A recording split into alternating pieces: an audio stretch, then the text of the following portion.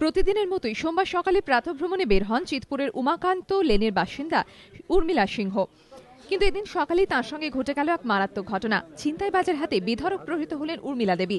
Police সূত্রে খবর, সোমবার সকাল ৬টা নাগাদ বাড়ি থেকে বের হন উর্মিলা সিংহ। মহিলার অভিযোগ, বাড়ি থেকে কিছু দূর যাওয়ার পর কালো জ্যাকেট পরা একটি ছেলে এসে তাঁর কাছ থেকে কোথায় যাচ্ছেন জানতে চায়।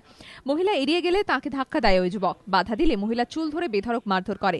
তারপর রক্তাক্ত অবস্থায় তাঁকে মাটিতে ফেলে তার দুল ছিনতাই করে পালিয়ে যায় ওই যুবক। শাস্তি চাই। আমার দুটো কানে দুলে নিয়ে গেছে, খুব মেরেছে আমাকে। আমি দৌড়ে দৌড়ে পালিয়ে আসছিলাম, ধরে আমার গলাটা উঠে গেল। স্থানীয় বাসিন্দারা মহিলাকে উদ্ধার করে হাসপাতালে নিয়ে যান। গুরুতর আহত হয়েছেন ওই মহিলা।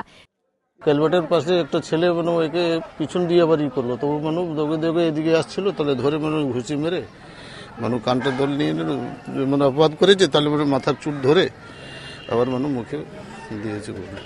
চিতপুর থানা পুলিশ ঘটনার তদন্ত শুরু করেছে। তবে চিতপুরের বাসিন্দাদের অভিযোগ, এলাকায় বহিরাগত যুবকরা ঘুরে বেড়ায়। পুলিশকে অভিযোগ জানানো হলেও তাদের দৌরাত্ম্য কমেনি। এলাকায় পুলিশের প্রহরা থাকে না বলেও অভিযোগ বাসিন্দাদের। ফলে আতঙ্কে দিন কাটান এলাকাবাসী। বহুত বাইরের ছেলেরা এখানে আসছে, এসে এখানে মদ গাঁজা, তারপরে মেয়ে নিয়ে নোংরামি অনেক কিছু চলছে। আমরা অনেকবার প্রোটেস্টও করেছি, উল্টে আমাদের বলছে আপনাদের আমরা দেখে নেব। আমরা যখন বলতে যাচ্ছি, থানায় বলতে যাচ্ছি, থানা বলছে আপনারা আমাদের জানাবেন। কিন্তু যখন আমরা জানাচ্ছি তখন দেখছি কেউ সব সরে যাচ্ছে। শহরের বুকে বেড়েই চলেছে ছিনতাইরাজ। বাধা দিলে অবাধে চলছে মারধর, হুমকি, এমনকি গুলি চালানো। বারবার এই ধরনের ঘটনায় নিরাপত্তা নিয়ে উঠেছে প্রশ্ন।